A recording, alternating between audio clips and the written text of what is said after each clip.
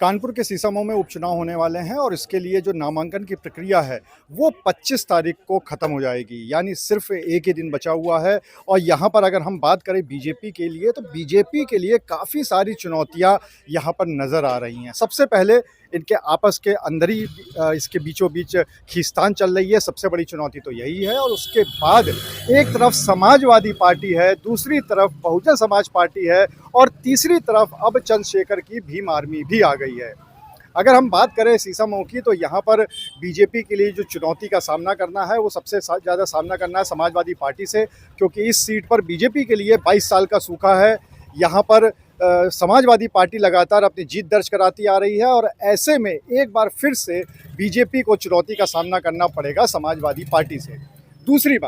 दूसरा जो सबसे बड़ी बात है वो ये कि बहुजन समाज पार्टी यानी बसपा ने भी अपना कैंडिडेट यहाँ पे उतार दिया है। पहले वैश्य प्रत्याशी उतारा था और उसके बाद उन्होंने ब्राह्मण कार्ड खेला है और वीरेंद्र शुक्ला को यहाँ से उतारा है। इसको देखते हुए भी ये माना जा रहा है कि जितने भी वोट बसपा की तरफ जाएंगे वो कहीं ना कहीं बीजेपी के वोट होंगे और एक तरह से बसपा यहाँ पर वोट काटने में सफल रहेगी। और तीसरी बात ये कि लिटमस टेस्ट के तौर पर चंद्रशेखर की भीम आर्मी यानी आज़ाद समाज पार्टी ने भी अपना प्रत्याशी यहाँ से उतार दिया है। चांद बाबू वाल्मीकि को यहाँ से उतारा गया है। तो ये भी एक देखने वाली बात होगी, क्योंकि ये पार्टी खुद ही एक कैडर वोट की पार्टी है और दूसरी तरफ यहाँ पे चांद बाबू वाल्मीकि को उतारा गया है। तो ऐसे में अगर उधर वोट जाते हैं या जितने भी वोट जाते हैं तो उसका पूरा नुकसान बीजेपी को होने की उम्मीद है। तो यहाँ पर सबसे पहले जो नामांकन हुआ तो उसमें बहुजन समाज पार्टी के प्रत्याशी वीरेंद्र शुक्ला आए थे। उन्होंने क्या कहा है, चलिए सबसे पहले आपको वो सुनाते हैं। नामांकन में हम देख रहे हैं हमारे जो कार्यकर्ता हैं बहुत उत्साहित हैं। हम अपनी कुछ बात कहें इसके पहले सभी पत्रकार बंधुओं को मैं सादर नमन करता हूं। हमारे कार्यकर्ता इतने उत्साहित हैं कि वो हमें विधानसभा सीसामऊ से विधायक बन के भेज रहे हैं और इससे संदेश जाएगा कि आगामी जो आम चुनाव होगा 2027 का, उसमें हमारी बहन जी 5वीं बार मुख्यमंत्री बनने जा रही है।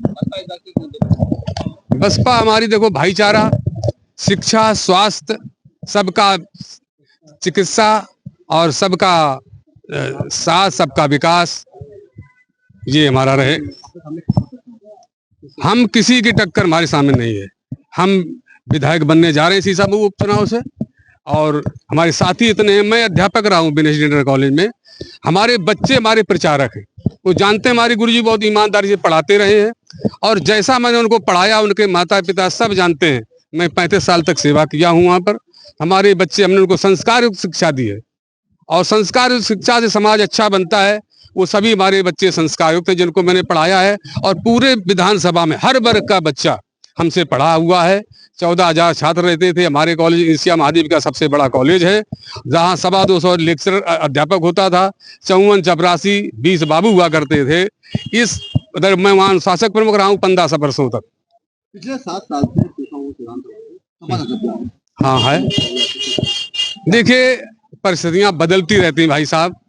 अभी तक भाई इरफान सोलंकी थे, उन्होंने कई बार चुनाव जीता। आज उनकी पत्नी बहन जी आ रही, उनकी पत्नी आ रही हैं। हमारा मुकाबला किसी से नहीं है। हमारे सामने वो बहन आएगी, मैं पैर छूऊंगा, उसका सम्मान है। देखिए भाजपा, हम किसी की बुराई नहीं करना चाहते हैं। हम अपनी बात कहना चाहते हैं कि हम बहुत अच्छे ढंग से, हमारे बच्चे, हमारे गार्जियन, हमारे कार्यकर्ता, हमारे नेतागण सभी लगेंगे और चुनाव जीतेंगे। हमारा संघर्ष आगे जारी रहेगा। बस ये है सर, ये हमारा कार्यकर्ता हमारा साथ। इसके बाद चंद्रशेखर की भीम आर्मी यानी आज़ाद समाज पार्टी के प्रत्याशी चांद बाबू वाल्मीकि आते हैं। वो अपने साथ में भारत के संविधान की किताब लिए हुए थे और उन्होंने यहाँ पर नामांकन के दौरान क्या कहा वो भी आपको सुना देते हैं। 7 साल से आदरणीय बड़े भाई साहब चंद्रशेखर आजाद साहब ने जो नगीना से हमारे सम्मानित इस समय पे सांसद हैं और उन्होंने मुझे ये संविधान बुक दी थी और कहा था, देखिए इसमें साइन भी है भाई साहब के, उन्होंने कहा था कि मरते दम तक बहुजन समाज के लिए, मान सम्मान के लिए, संविधान के लिए लड़ते रहना।